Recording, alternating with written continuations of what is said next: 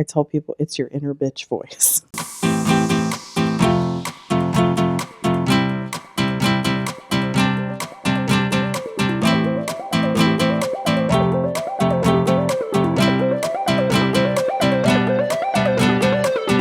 Welcome back to Fishing Without Bait, a lifetime without definitive expectations, where we're going to continue our conversation with our delightful, energetic, imaginative, creative guest, Santina Grace. What the time in your life that you felt the most free and most comfort? It was when he was 17 years old. And it was when he had this big, huge Oldsmobile with a big, huge Hemi engine.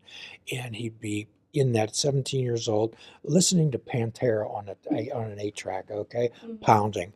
And I thought, well, how are we going to re-trigger that memory? And I asked him, I said, did you have a air freshener in your car? And he goes, yeah, I always used a strawberry one. So what we did was we got a small bottle of essential oil, strawberry essential oil, and every time he would take a whiff of that, he would imagine that scene of him with his hair, with the windows down, and blasting Pantera in this big, beautiful Oldsmobile. And we would do that over and over and over again until it became a pattern of behavior. That strawberry essential oil would trigger that thought. And every time there was a craving, he didn't even need the essential oil anymore. Right. All he ever thought was the essence of that strawberry, and it would bring back that anchoring thought. I love that. And I try to help people at least one or two anchoring thoughts in their life. Yeah. And being able to use your senses to do that is also something to be really kind of grateful about, the fact that he can smell. There are some people who can't anymore, Well, it's a grounding technique. Yeah. I deal with people who deal with a lot of depersonalization, derealization, and they just feel that they don't belong. They don't feel that they feel awkward. They feel like they're in another time and they shouldn't even be in this space. Oh, yeah. Yeah. I feel like there is a lot of folks that do kind of cling to that kind of energy of like, this is not the right time for me. But, I think we've talked about this. Like, there was never a time that didn't have some sort of chaotic energy. I mean, that is the whole point of the school of life, is you have to come here and live through chaos and live through, hardship and learn resilience and learn how to find that inner strength, how to find your coping mechanism. And you are teaching people that. You're kind of saying, use this smell trigger to take you away from making a bad choice. We live in a world that tries to tell people that we shouldn't experience any discomfort at all. Yeah. Most media is filtered reality. Yeah. I mean, I remember when social media was fresh and new on the scene, and everybody had such high hopes it was going to bring us together and make the world feel small. But what it really did was it started to make people feel small, because it created this kind of, as over the years, advertisements, everything is kind of this like fictitious, better than reality space. And it also felt like at the beginning parts of social media, people were posting only like the best parts of their lives.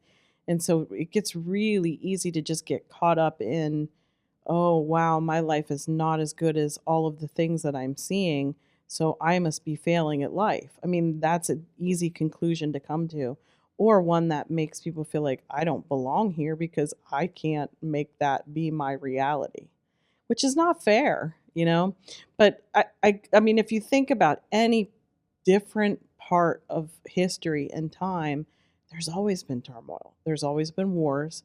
There's always been inequality. There's always been injustice. It's always been. It's just how we have to evolve as human beings in these spaces is clinging to our own selves, but then also understanding how to have compassion for others, how to act on that compassion, and how to see that. And I think we've talked about this in the past too, is that even though I might not agree with your viewpoint or whatever it is that you're saying about your vantage point of the world, I can respect it. And I can realize, oh, that's the dream you're having in this life. Because essentially that's how I think about life. it's kind of a dream. It's kind of like we are the makers of our own lives. We're the makers of our own illusion, our own reality, our own world, right? So whenever I experience people that I don't agree with, I'm like, interesting that you're seeing that out of it because that's not what I'm seeing, but cool for you. I don't need to convince them. It's not my job to do that. If that's how you want to view the world and you're happy with it, I'm happy for you. If we have to convince somebody of something, if it win an argument, we have to prove somebody else wrong. Yeah. And it's like, We have to diminish them. why? My biggest question is why? Why? Why does anybody need to have the same identical thought process? You don't. Arguments are like war. No one ever wins. You're right. Yeah. I really don't love arguing. The older I get, the more I don't have a stake in it. I'm just like, you know what? You want to be right, you're right. Sometimes, I just don't care. what I did today, I did to somebody. I had a hula hoop, and I said, step inside of that hula hoop. And I said, here's your locus of control.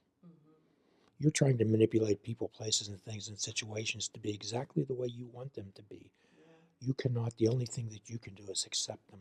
Yeah, you can accept them, but you can change the way that you look at them too. Well, it's the which end of the horse are you looking at deal That's right. that we talked about before. That's right.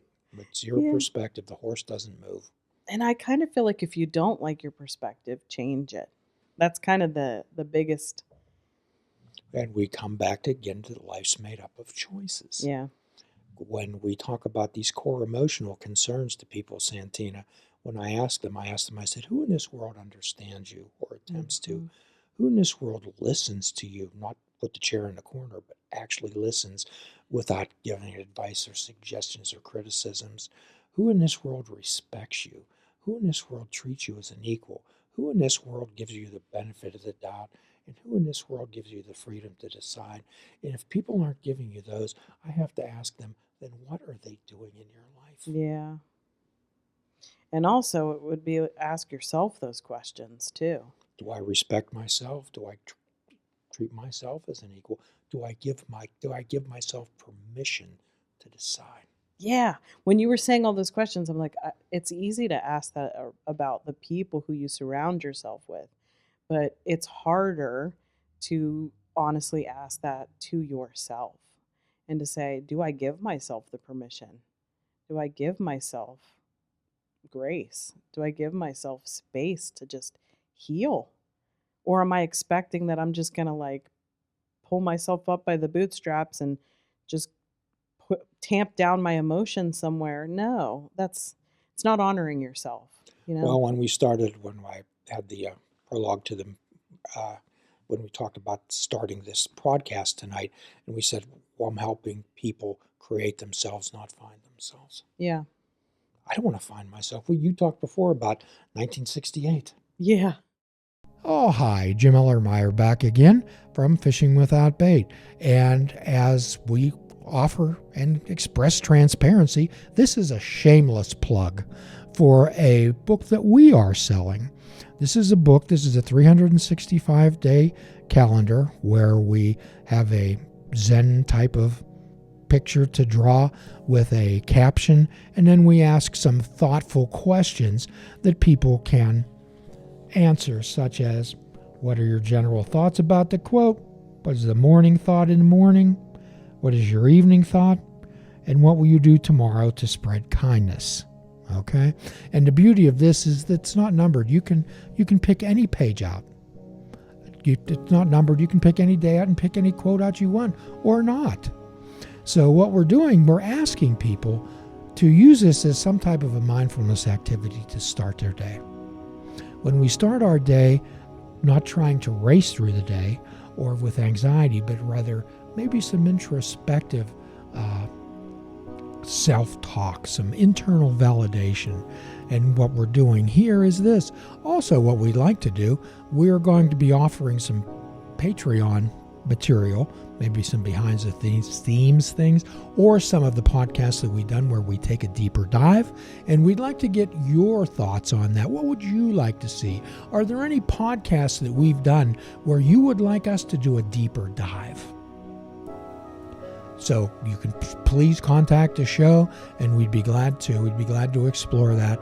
And as always, we're looking for stories of recovery. Everybody's in recovery from something. We like to know how you got here from there. And please be good to yourself. And yes, this is a shameless plug. Yeah, a friend of mine was asking me where I was, and I said I wasn't alive. I wasn't alive then, but I was probably up in spirit going, yeah, I'm good. I'm going to stay here for a little bit longer. There was a musical group called the Byrds, and one of their lines in one of their songs said, I was so much older then, I'm younger than that now. Yeah. I love that. My grandfather used to do that too. And the older I get, the more I understand like the value in your mindset with like your age. And I try not to think, the older the more numbers I'm accumulating, the more I'm focused on how do I feel though? Like what age do I feel like? Not what age am I chronologically? And I kind of feel like that's what keeps you young. A beginner's mind. Yeah.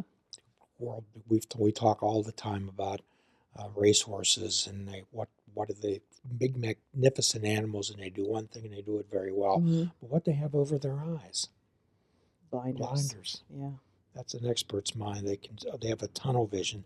They're not open to possibilities. If you've been around a 3 or a 4-year-old child, they look at everything with absolute wonder and That's joy. right. And there's no worry there. And that is something that's learned is worry. I mean, it's okay to worry, but you need to like recognize, okay, this is a little bit of a waste. Because you can't do anything about the worry. It's just upsetting you. And it's kind of like, okay, I'm worried about something. Can I do anything to make myself less worry about it? Well, we help people. The words mean something. So Mm-hmm. we help people develop the difference between worry and concern. Mm. Worry debilitates you. Yeah. Worry keeps you stuck. Worry is about the future. So if you're concerned, it means that you're aware. Yeah, I like that. Now, if Concern I'm versus. aware, somebody asked me once, "Are you worried about this patient?" I said, Mhm. "I'm not," and they looked at me like, "You uncaring brute." I said, "But I'm." Concerned. I said, "I'm concerned," meaning that I'm aware of the situation. Mhm. Meaning, if I'm aware of the situation, then I can act in an appropriate way. If I'm worried, I'm just stuck. I'm paralyzed. Yeah, that's true. Worry does give you that kind of feeling of not being able to do anything about it. Yeah. There's a Confucius thought that says, "Why worry? Will the future change?" Or Yeah. somebody will say, "Were you worried about tomorrow?" And I ask them, I say, "Will it help? Right. Will it help?" Yeah. Not really. So we were talking earlier before about choice points, and Hmm. when we talked about how life is made up of decisions, say more about choice points. I love when you talk Yeah. about that. Yeah. So, I guess realizing that every moment of your life is a choice point, like me choosing what words I'm going to say to you in this moment is a choice point. Everything is a choice point. And I think what we do is we just kind of get on autopilot after a while and we just kind of find these spaces of like, I made this choice before, I'll make it again. And these can be good for us. I mean, we could be on autopilot in very good habit ways, like going to the gym every morning or something like that. Or it could be not good ways, right?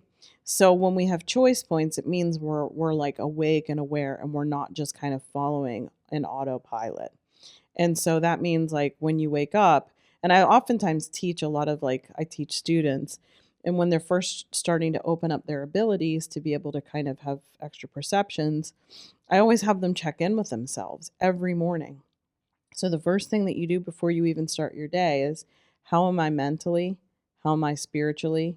How am I emotionally? And how am I physically? And they have to ask themselves very honestly. And if they're kind of feeling like, oh, my physical body feels beaten up, it's like, okay, well, I'm going to be kind to it today and give it some rest. I'm not going to force myself to go to the gym and do all this extra strenuous stuff.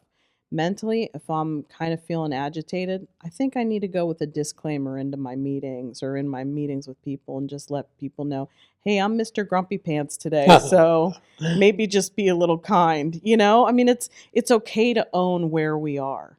And then, spiritually, if you're feeling like, oh, I feel so connected, I feel so a part of the world, I feel so great, then go out there and just live it. So yeah, so I have everybody check in with themselves in those ways and then adjust accordingly. And by adjusting accordingly, those are the choice points that we make. So like I said, if you wake up grumpy, you go forward and you make the choice. I'm going to give everybody the heads up just in case I come off a little snarky or whatever. So I just think that these tiny little things that we choose to do or choose not to do are they set the stage of kind of the next. I mean, really, it becomes bigger than just that day or just that week or just that month. It's like these tiny little choice points build a foundation for the next phase of our life, truly. Um, like little simple things like I was telling you before, like, are you gonna brush your teeth after meals? That determines how the health of your teeth. So it's like there are choices and there are consequences, but there's also choices where there aren't immediate consequences, where we don't know whether that choice is gonna work out or not, and we have to go a little bit with kind of faith, like blind faith. But for me, the way that I talk with my students is that blind faith turns into serving you in the moment right now. Whatever you can be for yourself right now, whatever you need now, leads to whatever you're going to need next. You know what I'm saying? So it's like, don't worry about the destination, worry about every tiny little turn along the way. That's all you need to worry about. Or not worry, concern yourself about, I should say. Well, usually there's so much chatter in people's heads that they wouldn't know if creation was happening 10 feet away from them. That's true. That is true. And it's fair because if we think about like I said earlier, the pace of the world and all the things that plates you may be juggling with your family, with yourself, with your job, with whatever it is that you're doing, I can totally understand how having your thoughts race is hard. But I think we've talked about it before, the importance of meditation and being able to actually quiet the mind.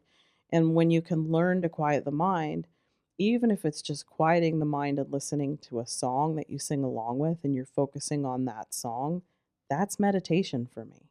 If all you can do is just be hyper focused on building something, painting something, drawing something, whatever it is, that's a form of meditation. And I think people think, oh, you have to sit crisscross applesauce, put your fingers up and sit there in silence and totally empty your mind. But I think that there's a way that you can just focus your mind on one thing that you can silence the thoughts. So I think there's a couple different angles that, like I said, perspective. You can figure out what it is that you need to get yourself in a so that the mental chatter isn't happening. Is it getting hyper focused on something, or is it, I don't know. I mean, it kind of is a distraction, really. It's getting you distracted from the intrusive thoughts that judge you, that judge others, that think about what you have to do, that put pressure on you. It's just getting yourself out of that space and listening to a song that you absolutely love, or getting up and dancing, or maybe it's just taking a big yawn or inhale or breath or whatever. All of these, you can find freedom in those spaces. Most people's conflicts take place in utter silence, and that's between your ears, That's true. between your thoughts. I'll often suggest to people, Santina, have you ever told yourself, I'm not going to let myself get into that position again? Hmm. Then I often examine that. I said, so what you're talking about, the I self and the myself. Yeah. I said, there's two of you, the myself and the I self. The I self is the adult, the I self is the authentic person. Hmm. We can consider the myself like a misbehaving, mischievous child. Mm. So, and again, we get back to the abracadabra deal. Yeah. I speak what I create what I speak. Yeah. The cool kids call it manifestation and vision boarding. It was around before the first block of stone was laid on the first pyramid. Yep. But there's something to the mischievous kid and keeping them around. I don't know. Sometimes I feel like that inner child, that inner kind of curiosity is valuable. Oh, absolutely. I want to encourage people to celebrate their own uniqueness and that inner child. However, a lot of times when they're hearing this voice, I ask them, whose voice is that? And a lot of it, it's like a movie critic that has never seen a good movie. Yeah. I don't know if I can say this on the podcast, but I tell people it's your inner bitch voice. So hopefully I can say that word. I don't know.